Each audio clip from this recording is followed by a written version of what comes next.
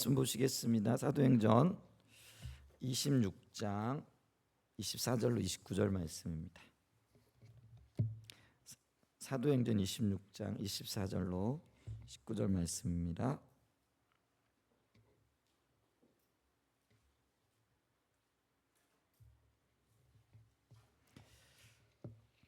네, 한번 교독하겠습니다. 바울이 같이 변명하매 베스도가 크게 소리내어 이르되 바울아 내가 미쳤도다. 내 많은 학문이 너를 미치게 한다니.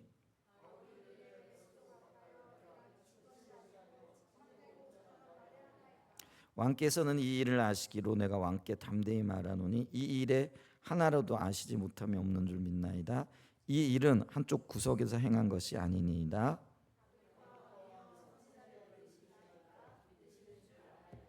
아그리빠가 바울에게 이르되 내가 적은 말로 나를 권하여 그리스도인이 되게 하려 하는도다.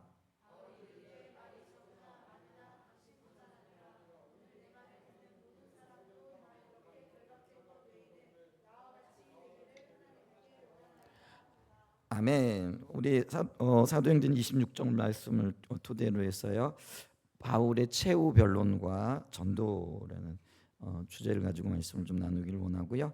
사도행전 43번째입니다. 좀 너무 오래 끄는 것 같아가지고 한 장을 가지고 가능하면 한 주 안에 이렇게 설교하기를 원하는데요. 오늘 26장 전체를 이렇게 보게 되면은 우리 25장에서 바울이 베스도에게 가이사에게 가서 재판받을 것을 청혼하죠. 근데 그거는 이제 바울이 로마 시민권을 가졌기 때문에 가능했던 일이죠. 이제 그래서 베스도가 바울의 요청을 받아들여서 가이사에게 가서 재판을 받게 될 거다 이렇게 말을 하게 되죠. 근데 뭐 베스도도 그렇고요. 또 바울에 대한 어떤 기본적인 자료가 거의 없는 것을 보게 되죠. 그래서 이 베소도가 로마 황제에게 상소를 하고 재판을 받게 하기 위해서는 재판 근거들이라든지 죄목이라든지 이런 것들에 대한 기본적인 어떤 자료가 있어야 되죠. 그래서 그런 자료를 얻기 위하여 유다의 분봉 왕이었던 아그리빠 왕과 그의 여동생 버니게, 그래서 이 버니게 앞에서 쉽게 얘기하면 오늘날로 얘기하면 공청회라 그럴까요? 정식 재판은 아니고 공청회를 열게 됩니다. 근데 이 바울이 이 공청회를 상당히 기다리는 것 같아요. 왜냐하면은 이 아그리빠 왕의 유대인들의 모든 풍속과 문제, 지금 이슈가 되어지고 있는 어떤 문제들에 대해서 누구보다도 잘 알고 있었기 때문에 그렇다라는 거죠. 동시에 새롭게 일어나고 있는 기독교 운동에 대해서 사전 지식을 갖고 있었다라는 거죠. 이 아그리빠 왕이. 그래서 이 아그리빠 왕 앞에서 자신을 변론할 수 있게 된 것을 다행스럽게 여기고 자신을 변론하고 있는 것을 이렇게 보게 되죠. 2절에 보면 이렇게 바울이 얘기하죠. 아그리빠 왕이여, 유대인이 고발하는 모든 일을 오늘 당신 앞에서 변명하게 된 것을 다행히 여기나이다. 다행이라는 이 헬라어 속에는요, 행운으로 여긴다, 또 혹은 기쁘게 여긴다라는 그런 의미가 함께 들어가 있어요. 그래서 바울이 다른 사람도 아니고 이 모든 문제들을 잘 알고 있는 아그리빠 왕 앞에서 자신의 일을 말하게 된 것에 대해서 상당히 기회로 삼고 있는 것을 볼 수가 있다라는 거죠. 근데 이 바울이 아그리빠 왕에서 변론을 한 것, 근데 이게 뭐 약식 재판이긴 하지만은 유대인들과 또 혹은 산헤드린 공회 앞에서 치르게 되었던 5번째 변론 시간이 되어진다라는 거죠. 근데 그러면서 이 바울이 한층 더 어떤 면에서는 자기 변론에 대해서나 이 사건의 어떤 본질들을 조금 더 명확하게 깨닫게 되어지는 거죠. 그러면서 26장에서의 바울의 어떤 변론들은요, 한층 더 조금 쉽게 얘기하면 세련되고 논리적이다 이렇게 표현할 수가 있다라는 거죠. 그러면서 이 핵심적인 어떤 내용들을 분명하게 이렇게 짚고 있다라는 거죠. 근데 이 변론 혹은 바울이 얘기하고자 했던 것들의 핵심이 뭐냐면은요, 예수 그리스도의 부활이고요.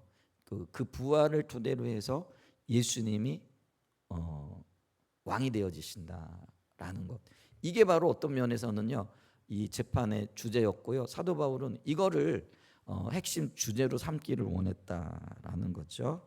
자, 그래서 사도 바울은 자신이 신문받는 어떤 근본적인 이유를 하나님이 우리 조상에게 약속하신 것을 바라는 까닭이라 이렇게 밝히고 있는 모습을 이렇게 볼 수 있죠.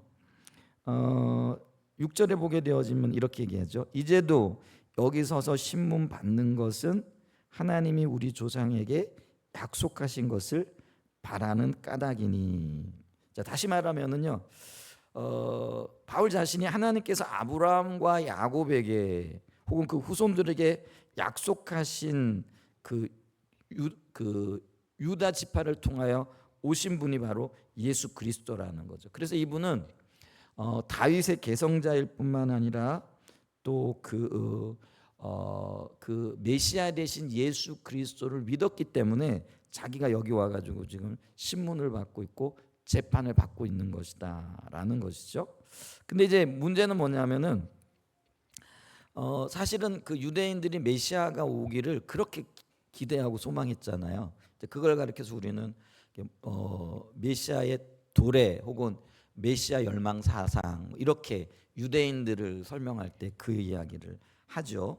그만큼 이 유대인들이 로마의 압제를 받고 있고 특별히 신구약 중간기를 거치면서 다른 나라 외세의 굉장한 압박과 또 어떤 그 핍박을 받고 있는 박해를 받고 있는 상황이었기 때문에 그들의 유일한 소망이 뭐냐면은 메시아가 이 땅에 오셔가지고 자기들을 해방해 주는 것, 이게 그들의 굉장한 열망이고 소망이었다라는 거죠.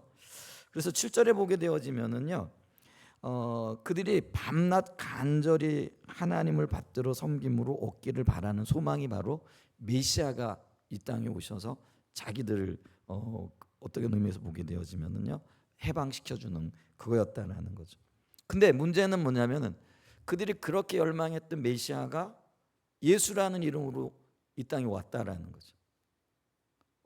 근데 이제 자기들이 기대했던 모습으로 오시지 않았다라는 거죠. 그렇기 때문에 그들이 메시아가 오셨음에도 그렇게 열망하고 기다렸던 메시아였음에도 불구하고 그들은 예수님이 메시아 되심과 동시에 그가 메시아 되심을 받아들이기를 거부했다라는 거죠. 이게 참 아이러니라고 이렇게 얘기를 할 수가 있는 거죠. 이게 그 어떤 영역에서 보면은요, 우리의 삶에서도 그대로 나타나는 것들이죠. 이제 우리가 원하는 것, 기대했던 것들 이것만 이루어지면은 모든 것들이 편안할 거라고 생각을 하는 것들이 참 많이 있죠. 근데 문제는 뭐냐면 사실은 그런 것들을 하나님 우리에게 주셨는데도 불구하고 때로는 그런 것들이 꼭 우리가 원하는 스타일대로는 오지 않는다라는 거죠. 그러니까 내용은 같아요, 핵심은 같아요. 그런데 그게 주어지는 어떤 방법이나 이런 것들이 우리가 기대하고 우리가 원했던 것과는 조금 다른 방향으로 다른 방식으로 온다라는 거예요. 대부분이 그래요.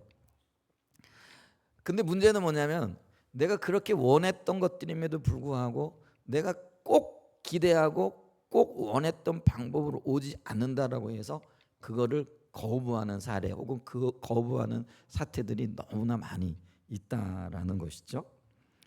근데 이스라엘 백성들이 그랬어요. 그들이 메시아를 그렇게 소망했죠. 그리고 메시아 대신 예수님은 그들에게 진정한 해방을 주시기 위해 오셨다라는 거예요.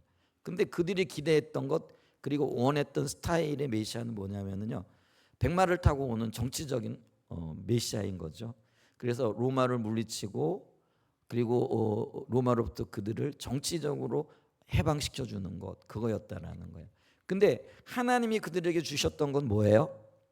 정치적인 해방이 아니고요, 보다 더 근원적이고 근본적인 영적인 문제였다라는 거죠. 여러분, 우리의 인생의 모든 문제가 어디로부터 오느냐면 결국은 죄의 문제에서부터 오는 거라는 거죠. 근데 그 죄가 뭐냐? 하나님을 자신의 주인으로 삼지 아니하고 내가 원하는 대로 또 내가 생각하는 대로 내가 기대하는 대로 살아가는 거, 그게 바로 죄라는 거죠. 근데 하나님께서는 메시아를 보내심으로써 이렇게 죄로 인하여 끊어진 자기 백성들과의 관계를 회복시키길 원하셨다라는 거예요. 그게 진정한 회복이었고 진정한 해방이었고 진정한 행복이 되어지는 거죠. 근데 이스라엘 백성들은요, 자기가 원하는 방식의 해방이 아니었기 때문에 하나님이 주시기를 원하고 그리고 그것이 참된 안식이었고 평강이었음에도 불구하고 그 메시아 되신 예수님을 거부하게 됐다라는 거죠. 거부했을 뿐만 아니라요, 그들은 온갖 수단과 방법을 다 동원해 가지고 심지어 그를 메시아 되신 그 예수님을 십자가에 못 박아 죽이기까지 했다라는 거예요.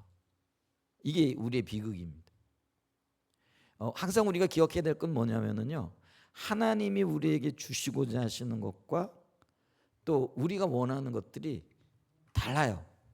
근데 근본적으로 봤을 때 무엇이 참된 행복이고 기쁨이고 우리에게 유익이 되어지는가, 이걸 분별할 만한 능력이 우리에겐 없어요. 없는 이유가 뭐냐면요, 항상 우리는 눈앞에 있는 것만 본다라는 거예요. 눈앞에 있는 것만 보면은요, 그 앞에 있는 것, 뒤에 있는 것들이 보여지지 않아요. 이게 이제 우리의 큰 문제지요.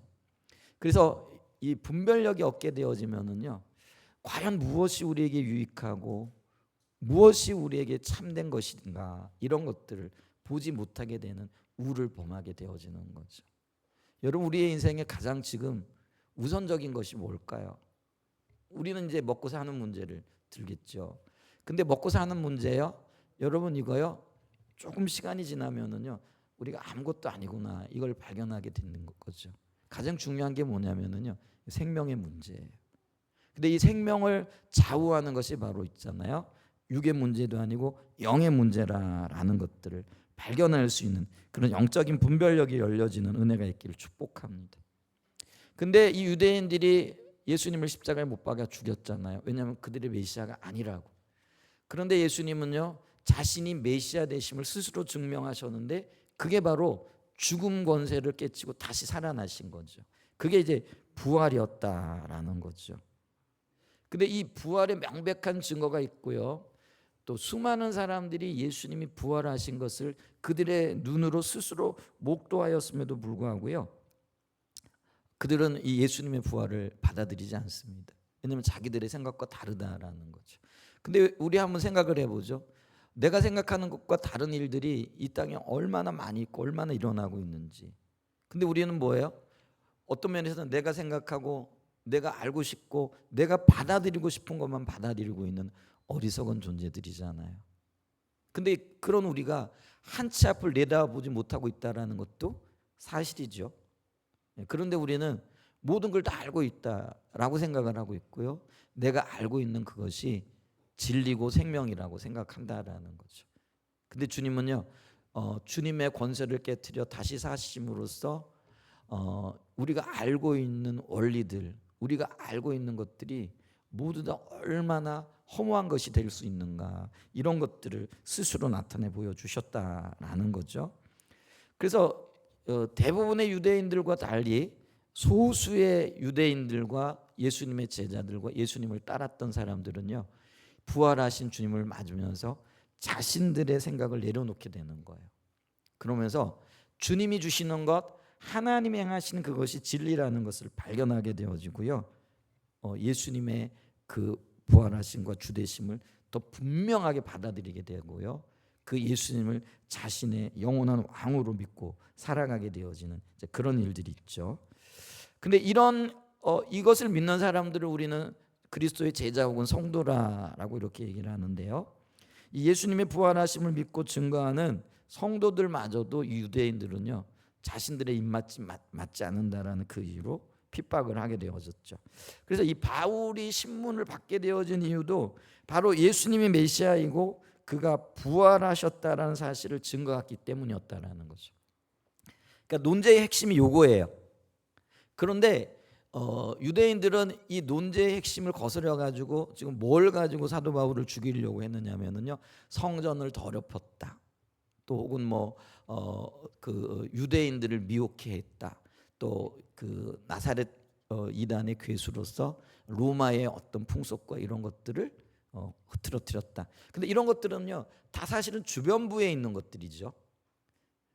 그래서 이 어떤 면에서 가장 핵심적인 어떤 쟁점이 되어지는 것, 그게 뭐냐면요, 예수님은 메시아 되시고 그분이 십자가에 못 박혀 죽으셨고, 그런데 그분이 스스로 하나님의 능력으로 살아나셨고, 그리고 우리는 그 예수님의 메시아 되심을 증거하고 그걸 믿어야만이 생명을 얻는다. 이게 이제 바울이 가장 핵심적으로 생각했고, 그 다음에 어떤 면에서는 바울의 재판정에서 다루어져야 할 쟁점이 이거라는 거죠.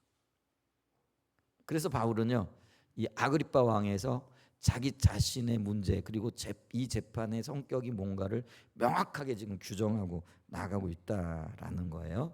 근데 이런 진실과 진리 앞에서도 영적인 눈이 멀게 되어지면은요, 이게 좀 아이러니한 거죠. 역설적이게도 그토록 열망하던 메시아를 자신의 손으로 죽이고 그를 따르는 성도들마저 죽이려는 그런 어리석은 일들이 자행되어지고 있다라는 거죠.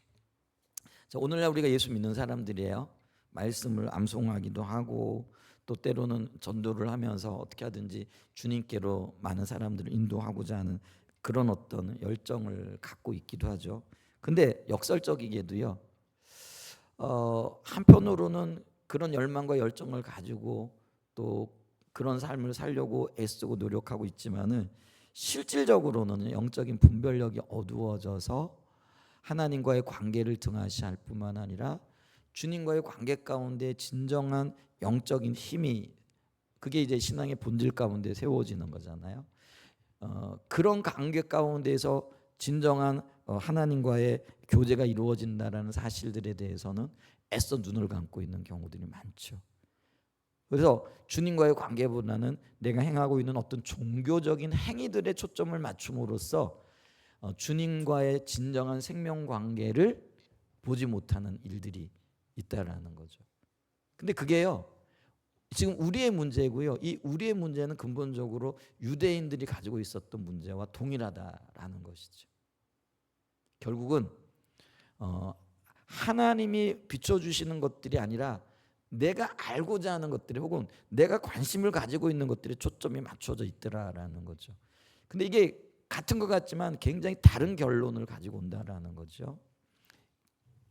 하나님이 주시는 게 진리고 하나님이 주시는 것이 우리가 알아야 될 것들이라는 거죠.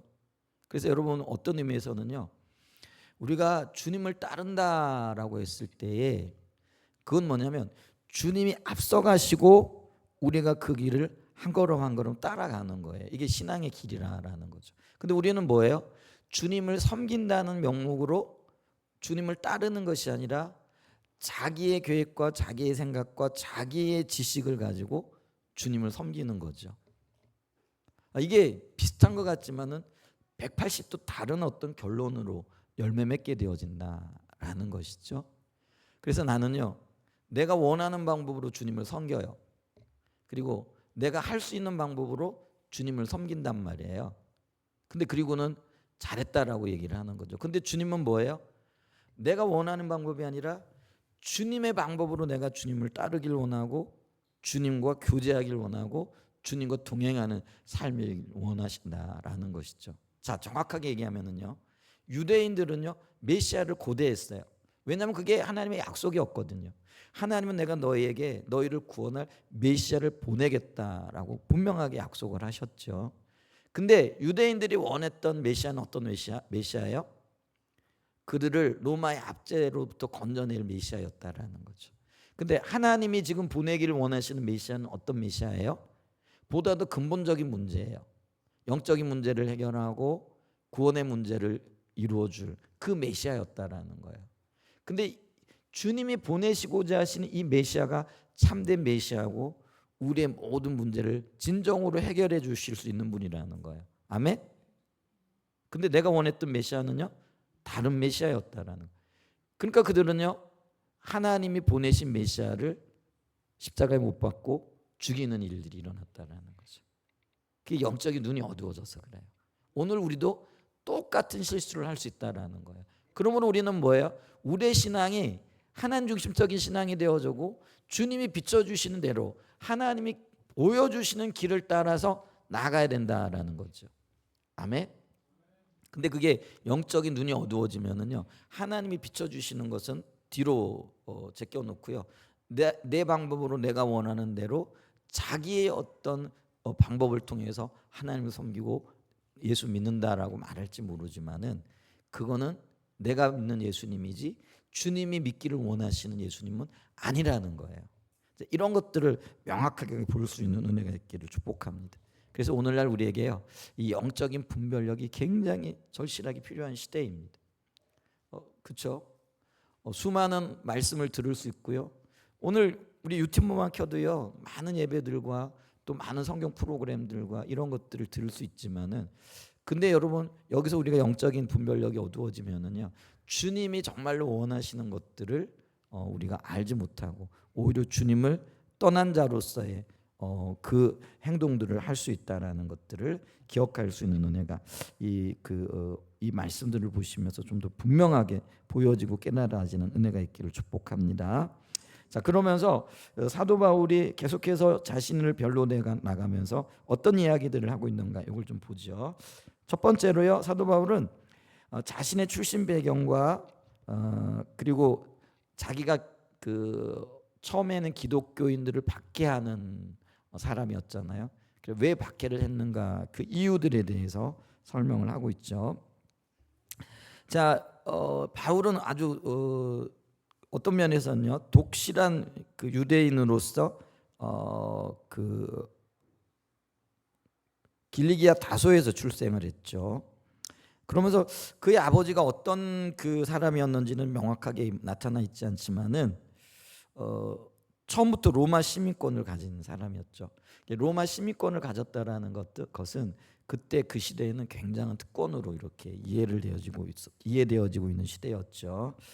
근데 로마 시민권을 가졌지만 동시에 바리새인으로서 굉장히 엄격한 그런 가정이었던 것 같아요. 그래서 어렸을 때부터 바울을 이 길리기아 다소가 어디냐면 오늘날 터키에서 쉽게 얘기하면 안디옥에서 조금 떨어져 있는 지역이죠. 근데 그곳에서 바울을 어릴 때부터 예루살렘으로 유학을 보냈던 것 같아요. 왜냐하면은 율법 교육이라든지 아니면 유대인으로서의 삶을 살아가기를 원했던 그 아버지의 바람이 있었던 것 같죠. 근데 가장 엄한 파였던 힐레락파의 가말리엘로부터 율법에 굉장히 엄격한 교훈 훈련을 받고 공부를 했다라는 거죠. 이런 배경을 가지고 있었기 때문에 예루살렘에서 예수님이 십자가에 못 박혀 죽으시고 부활하신 그 사실을 믿게 되어지면서 많은 사람들이 그 기독교인으로 개종하게 되어지는 이런 일들이 있었죠. 근데 바로 이 시기에 이 바울이 이 그 기독교인을 박해하는데 앞장선 인물로 선두에 서게 되어지죠. 심지어는 다메섹에까지 가서 그들을 색출하기 위해서 대제사장들의 권한과 위임을 받죠. 그 바울은 자신이 개종하기 전에 그러니까 다메섹의 도상에서 예수님을 만나기 전까지 기독교인을 박해했는데 스스로가 이렇게 고백을 하죠. 어떻게 고백을 하느냐면요, 대제사장들에게 기독교인을 박해할 권세를 얻었다라는 거죠. 그 다음에 자신이 스스로 많은 성도들을 옥에 가두었고요.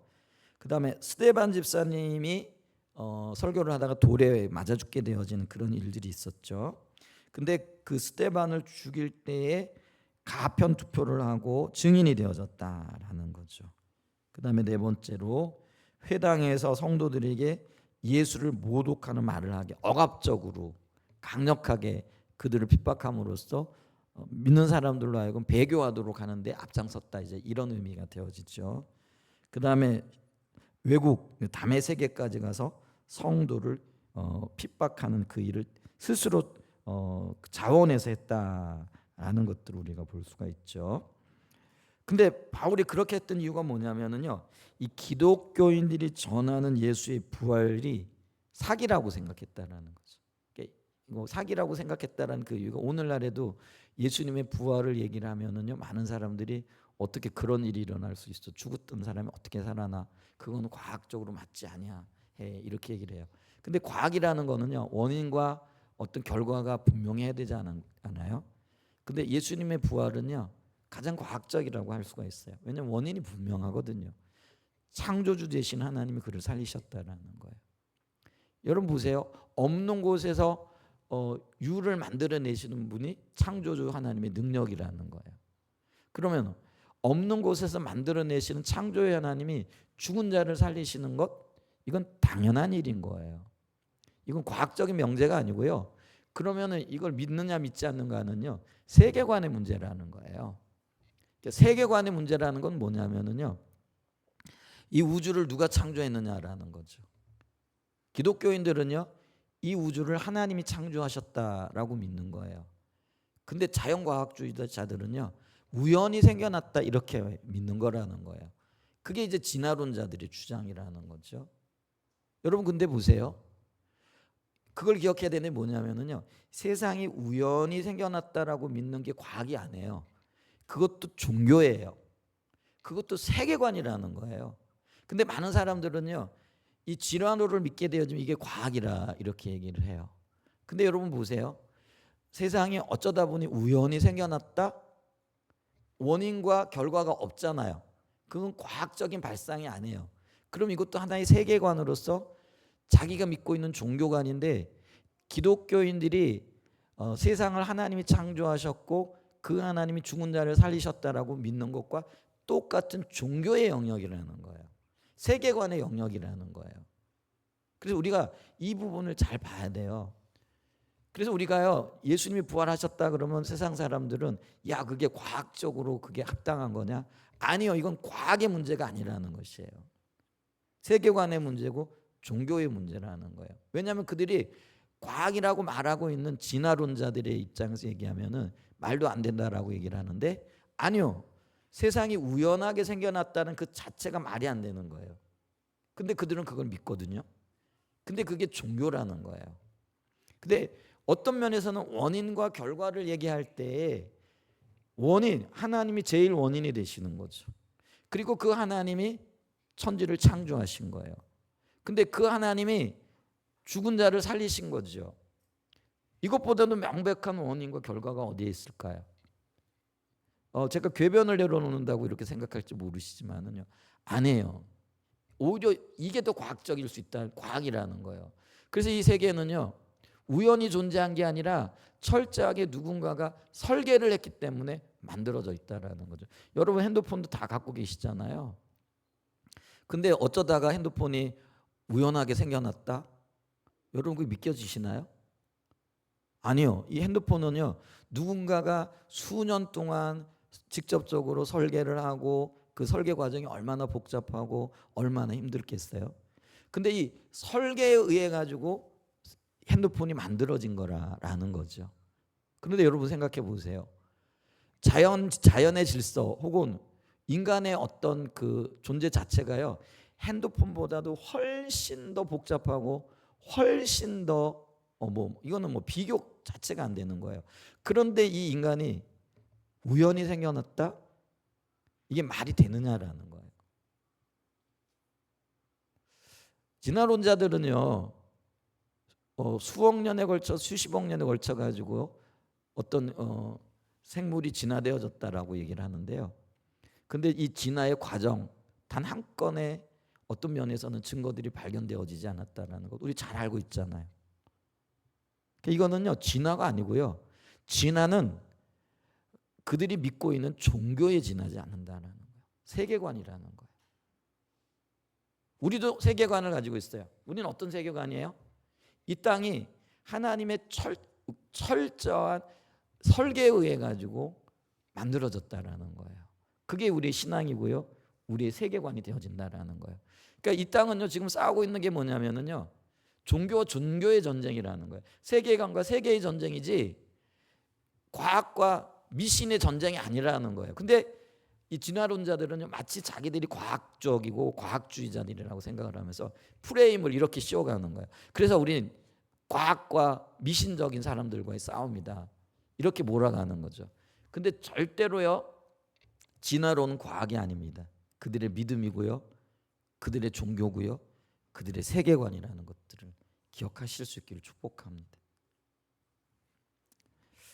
오늘 이런 얘기 하려고 한것까지는 아닌데요, 어떻게 그렇게 됐어요? 근데 문제는 뭐냐면은요, 이게 사기라고 생각을 했다라는 거죠. 부활이 사기라고 생각을 했다라는 거죠. 근데 있잖아요, 여러분 보세요.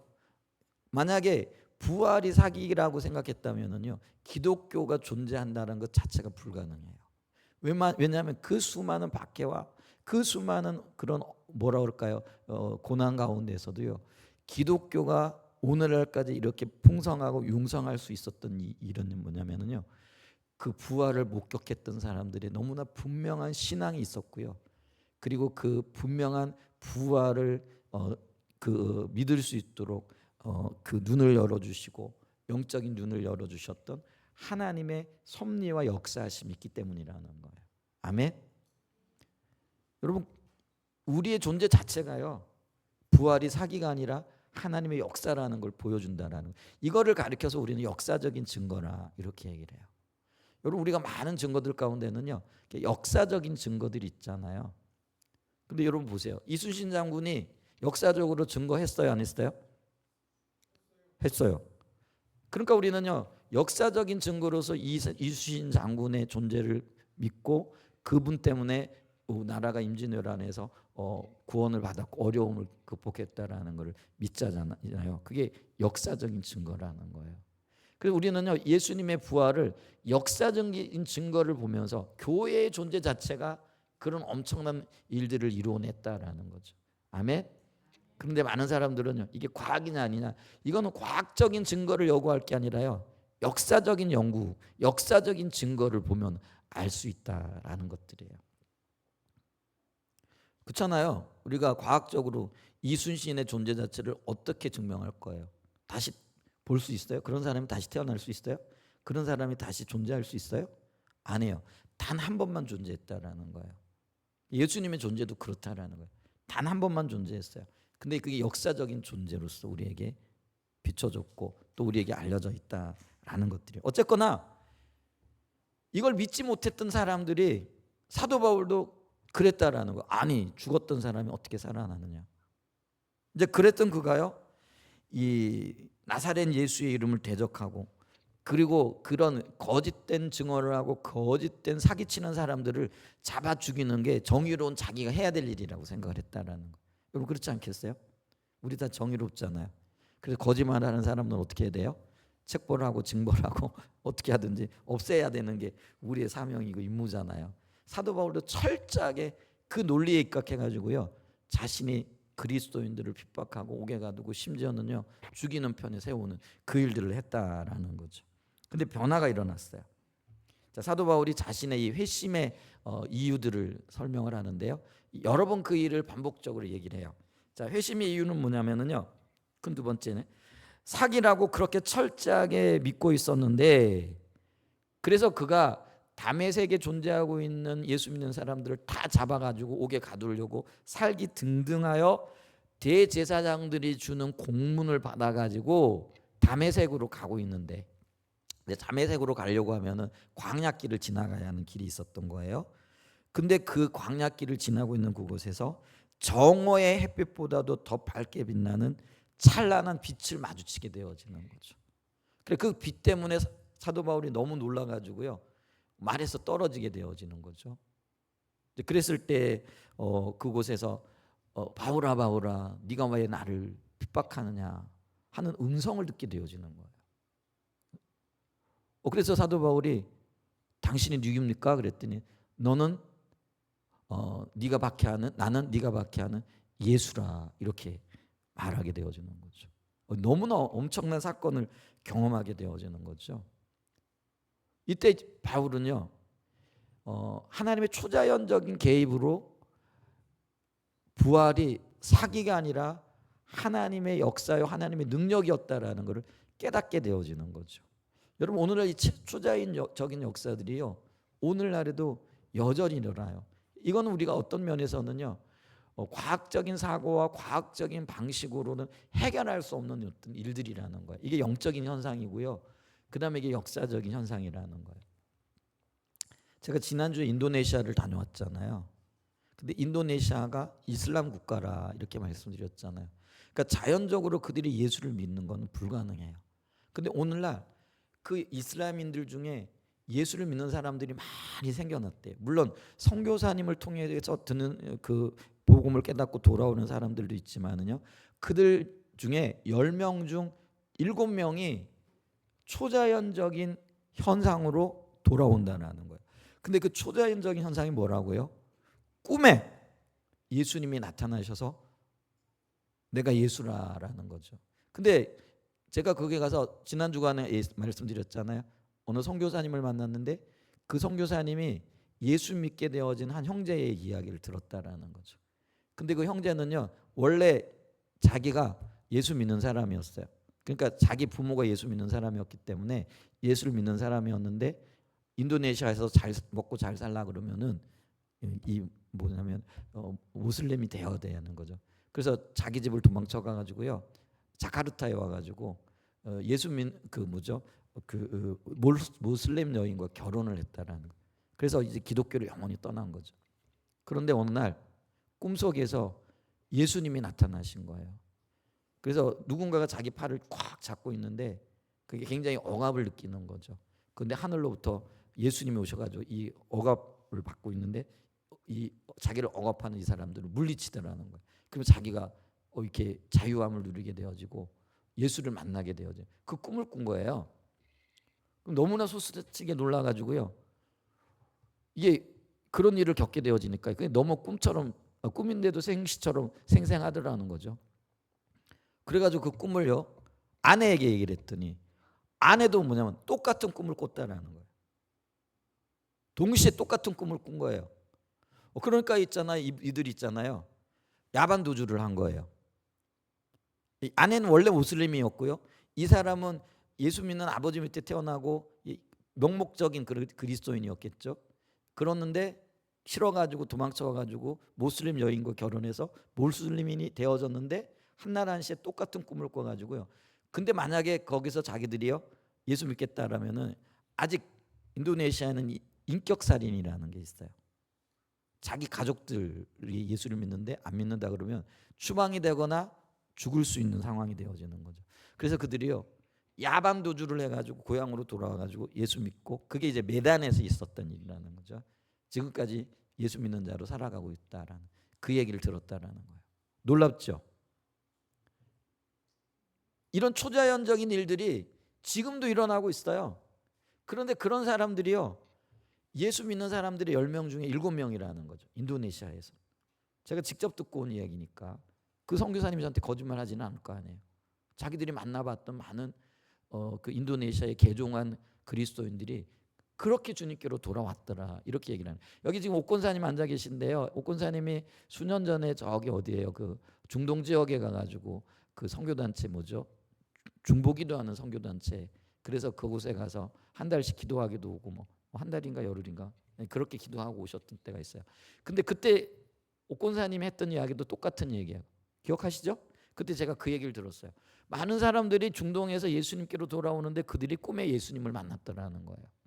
그래서 그들이 예수를 믿게 되어지고 개종을 하게 되어져요. 근데 무슬림이 개종한다라는 거는요 우리가 오늘날 예수 믿겠다는 거하고는 달라요. 모든 가족들과부터의 단절을 얘기하고요. 심지어는 죽을 수도 있는 상황이 되어지는 거예요. 그럼 엄청난 일이 되어지는 거예요. 근데 이런 일들이요 초자연적으로 나타나요. 근데 예수님께서 바울을 찾아가신 그것도 초자연적인 역사였고요. 이 초자연적인 역사 때문에 바울은요 자기의 잘못된 사고들과 그리고 편견들을 깨게 되어지는 놀라운 일들이 일어나게 되어지는 거죠. 엄청난 충격이었을 거예요. 근데 엄청난 충격을 받은 이 바울에게 예수님은 계속해서 네가 이제 부활의 증인으로 이스라엘과 그 이방인들에게 보내어 그들의 눈을 뜨게 하고, 왜냐하면 영적으로 눈이 닫혀져 있겠으니까요. 어둠에서 빛으로 사탄의 권세에서 하나님께로 돌아오게 하고 제사함을 얻게 하고 그들이 거룩하게 되어져 하나님의 기업을 얻을 자녀로 세움 받게 되는 세울 사람으로 내가 너를 불렀다라고 이렇게 얘기를 한다라는 거예요. 이게 사도 바울의 소명이었다라는 거죠. 그런 부활의 목격자로 예수 그리스도를 직접 만나잖아요. 초자연적인 현상으로. 그러면서 이방인들에게 가서 그들의 눈을 뜨게 하고 어둠에서 빛으로 사탄의 권세를 하나님께로 돌아오게 하고 그들로 하여금 제사함을 받아서 그들이 거룩하게 되어 하나님의 유업을 얻을 자녀들로 세우게 할 그릇, 그 증인으로 사도 바울을 부르셨다라는 거예요. 이게 사도 바울의 소명이었어요. 자, 사도 바울이 이 소명을 받고 난 다음에 사도 바울은 그 시로부터 이 소명을 이루기 위하여, 다른 말로 얘기하면 하나님께서 주신 비전을 이루기 위하여 온 생애를 드렸던 사람이라는 거죠. 여러분, 비전은 하나님께로부터 주시는 겁니다. 내가 계획하는 게 아니라는 거예요. 이 비전을 가지고 사도 바울은요, 어떻게 하든지 그 소명을 이루기 위하여 매를 맞기도 하고 굶주림에 처하기도 하고 온갖 어려움에 처하면서도 오직 이 한 소명, 이 한 증인된 삶을 살기 위하여 달려나갔다라는 거예요.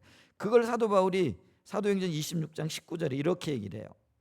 아그리빠 왕이여, 그러므로 하늘에서 보이신 것을 내가 그스르지 아니하고 먼저 다메섹과 예루살렘에 있는 사람과 온 유대 온 땅과 이방인에게까지 회개하고 하나님께로 돌아와서 회개에 합당한 일을 하라 전하였다.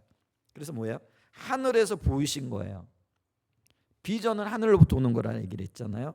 하늘에서 보이신 것, 깨닫게 하신 것, 알게 하신 것을 이걸 내가 거역하지 않기 위하여, 거스르지 않게 하여, 그는요, 그 예수님을 만나고 아나니아를 통하여 어두워졌던 그 눈이 밝아지는 즉시 그 다메섹에서 길거리로 나가가지고요, 예수가 부활하셨다라는 것과 그 예수가 왕이라는 걸 전했다라는 거예요. 근데 그것 때문에 돌에 맞아가지고 죽을 뻔했잖아요. 근데 그럼에도 불구하고 뜻을 굽히지 아니하고 평생 동안을 예수는 왕이고 그분이 부활하셨다라는 것을 전했다라는 거예요. 왜? 그게 그의 소명이었기 때문에. 여러분, 저와 여러분들이 주님께로부터 받은 소명이 있으십니까? 비춰주신 비전이 있습니까? 평생 가슴에 품고 살아가야 할 것입니다. 아멘. 잊어버렸다면, 삶에 지치고 여러 가지 이유들 때문에 그런 것들을 잊어버리셨다면 다시 불러일으켜야 됩니다. 다시 새롭게 하셔야 됩니다. 그리고 저와 여러분이 그거 바라보고 그것 이루기 위하여 하늘에서 보이시고 하늘에서 깨닫게 하시고 비추신 그것들을 향하여 달려나가야 된다는 거예요.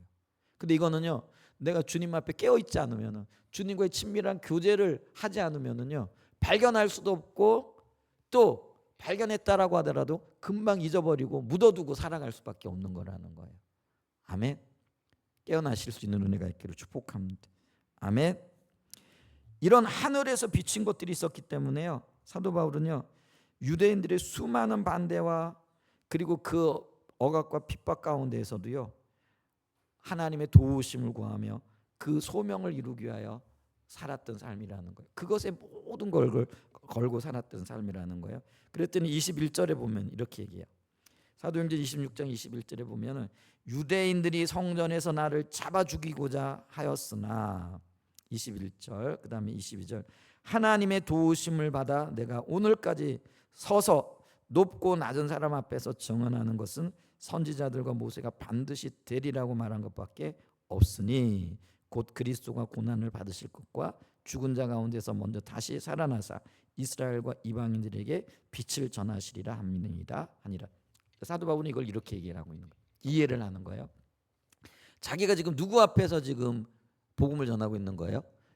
비록 재판이라는 형식을 취하고 있지만은 아그리빠라는 유대인의 왕 앞에서 복음을 전하고 있더라는 거예요. 근데 이게요, 다름이 아니라 하나님께서 바울에게 주신 소명이고 소명을 감당하는 자들에게 아까 얘기하기를 뭐냐면 네가 높은 자나 낮은 자나 복음을 전하게 될 거라는 거죠. 그래서 사도 바울은요, 그 복음을 전하는 것을 전했을 뿐만 아니라 하나님께서 비록 갇힌 자의 신분으로 재판을 받고 있는 형식을 취할지 모르지만은 아그리빠 왕의 앞에서 많은 높은 사람들 앞에 권세자들 앞에서 복음을 전하는 것, 이게 하나님이 허락하신 기회라는 거예요. 여러분, 이게요, 놀라운 하나님의 관점이에요. 우리는 만약에 내가 재판장에 서가지고 재판을 받고 뭐 이러면 아이고 내 신세가 이게 어떻게 돼가지고 죄수의 신분으로 서가지고 지금 이런 지금 일을 하고 있나, 이런 꼴이 됐나, 이렇게 생각할 거예요, 대부분. 그렇잖아요?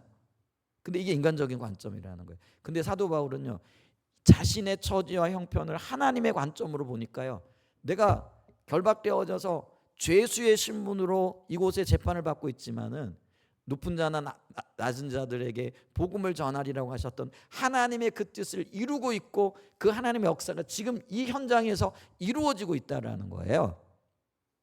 여러분, 우리가 복음의 증인으로 살아가고 하나님의 자녀로 백성으로 살아간다라고 한다면은 내가 어떤 처지에 있든 어떤 형편 가운데 있든지 그건 문제가 되지 않는다라는 거예요.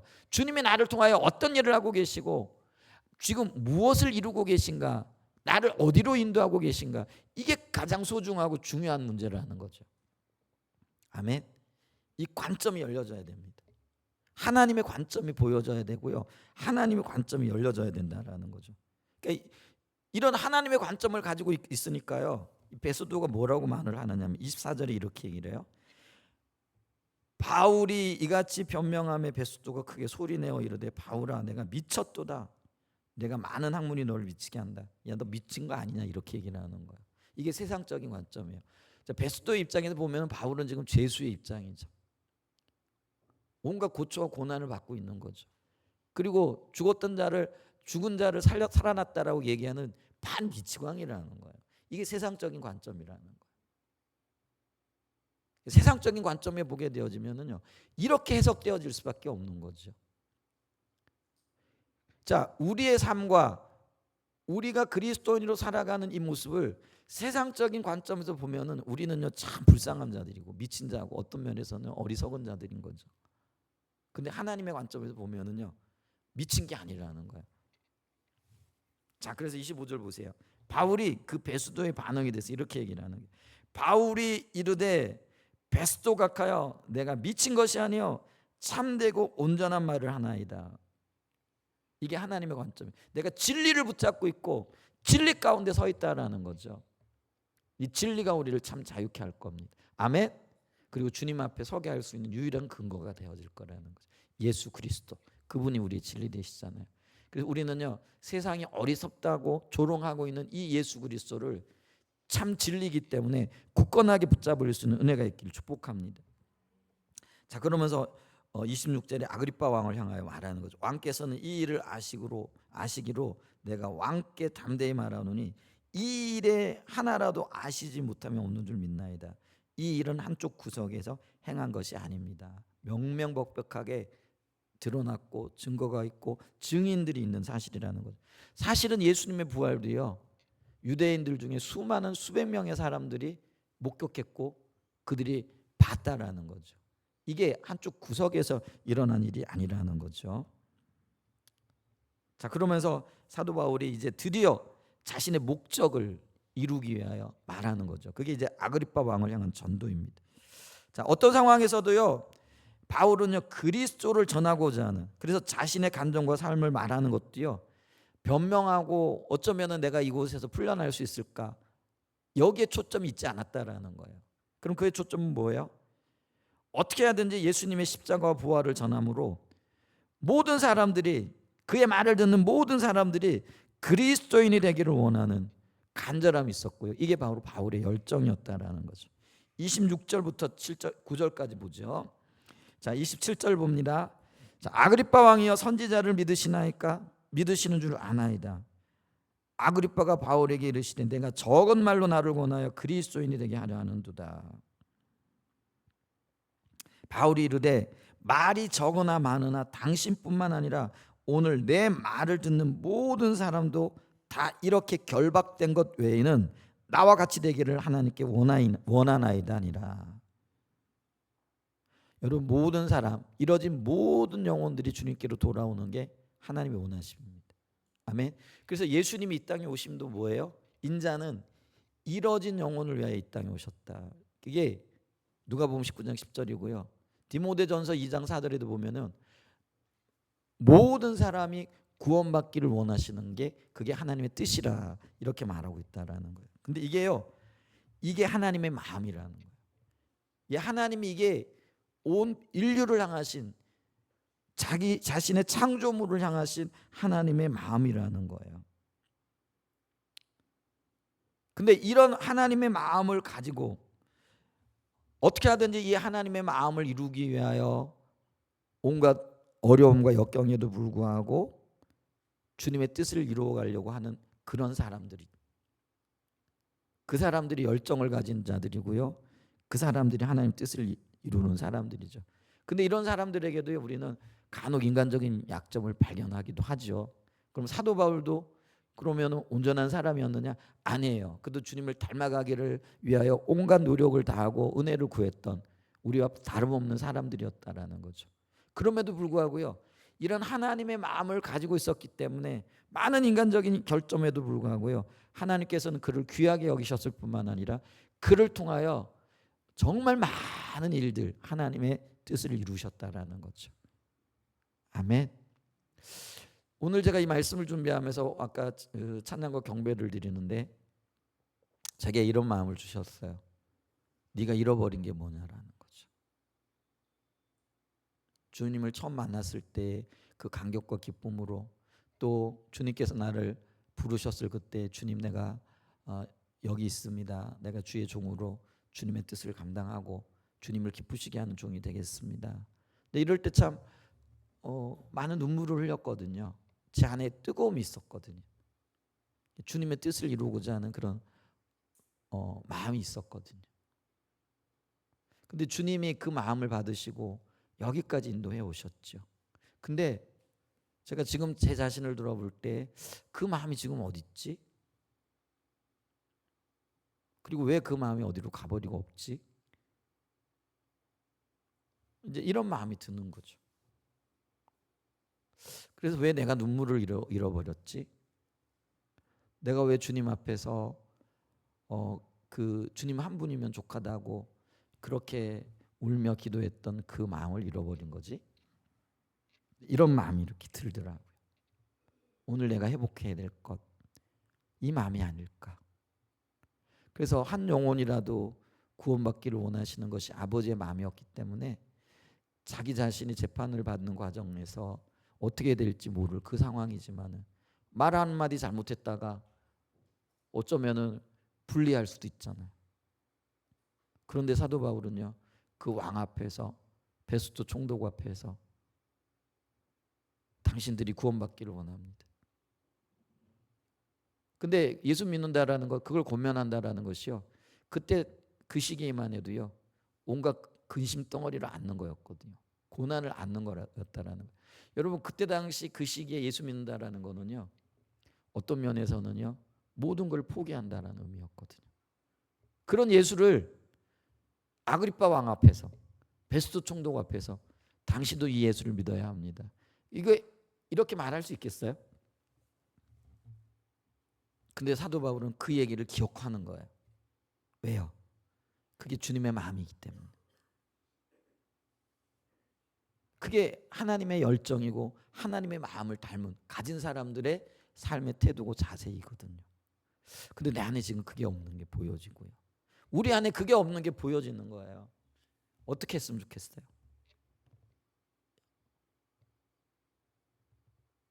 잃어버린 우리의 눈물, 잊혀진 주님의 마음, 그걸 다시 찾아야 되지 않겠느냐라는 거죠.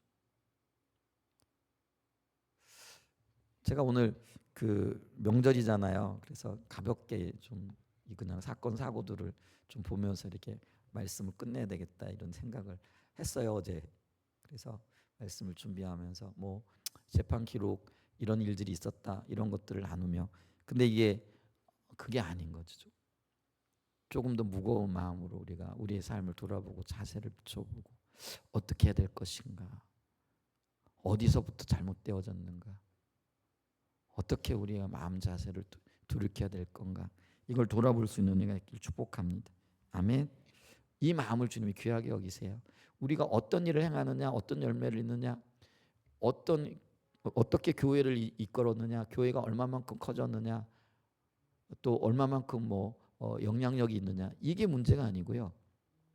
우리 안에 이 주님의 마음이 있느냐 없느냐, 이게 문제라는 거예요. 아멘. 네, 그러면서 이제 재판의 결론이 나죠. 30절 이하에 보면은 왕과 총독과 번이게와 그 앞 함께 앉은 사람들이 다 일어나서 물러가 서로 말하되 이 사람이 사형이나 결박을 당할 만한 행위가 없다 하더라. 이에 아그리빠가 베스토도로 일러가로되 이 사람이 만일 가이사에게 호소하지 아니하였다면 놓을 수 있을 뻔하였다 하니라. 사실은 이건요, 벨릭스 총독 때에도 이런 결론이 났었거든요. 그런데 베스도도 이런 결론을 내려요. 물론 베스도는 바울이 가이사에게 호소를 했기 때문에 가이사에게 가서 재판을 받아야 되기 때문에 놓을 수 없었어요. 근데 그렇지 않았더라도 아마 베스도는 바울을 석방하지 않았을 거예요. 왜요?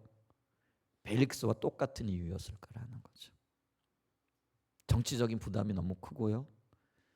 그렇기 때문에 인간적인 어떤 자신의 입지를 생각했고요. 유대인들의 반대가 너무 컸기 때문에 이렇게 쉽게 결론을 내릴 수 있는 이야기가 아니라는 거예요. 이걸 보면서 우리는요, 말하는 것과 행하는 것이 다르다라는 걸 보게 되는 거죠. 이게 진리고 사실이고 바울에게 죄가 없다라는 걸 알면서도요, 쉽사리 바울을 석방하거나 그를 놓아줄 수 없는 거예요. 그게 뭐 때문에 그래요? 자기 욕심 때문에 그렇다는 거죠. 근데 이게 오늘 우리에게도 동일하게 적용되는 거죠. 우리가 주님을 따라야 한다는 것도 알고 주님께 우리의 생명을 내놓아야 해요. 왜냐하면 주님이 우리를 위해 생명을 내놓으셨기 때문에 나도 주님을 위해 나의 생명을 내놔야 된다는 거 알아요. 근데 실제로 주님을 위하여 우리 앞에 내어놓는 것은요, 아무것도 없더라는 거죠. 이게 지금 우리의 신앙의 모습이고 우리가 살아가는 모습인 거예요. 그렇기 때문에 어쩌면은 그렇게 주님께서 우리를 통하여 일하기를 원하시고 열매 맺기를 원하시고 하나님의 역사들을 이루기를 원하시는데 그렇게 적게 일어나고 있는 이유가 이거일 수도 있다라는 것들을 우리 보게 된다라는 거죠. 아멘. 우리가 믿는 바와 행하는 바와 이게 동일해지는 은혜가 있기를 축복합니다. 우리가 깨달은 바와 우리가 주님께서 주시고자 하시는 그 열정을 붙잡고 몸부림치는 영역이 같아지기를 원합니다. 그래서 주님의 마음이 내 마음이 되어지고 내 마음이 주님이 되어진 온전한 연합을 통하여 하나님의 영광이 드러나고 주의 뜻이 이 땅 가운데 이 지역 가운데서 저와 여러분을 통하여 한사랑 예전교회를 통하여 많이 열매 맺게 되어지는 그런 일들이 있기를 간절히 소원해 봅니다. 아멘. 명절 주님 안에서 즐겁고 기쁘게 잘 보내시면서 동시에 주님의 마음도 깊이 묵상해 볼 수 있는 은혜가 있기를 축복합니다. 아멘.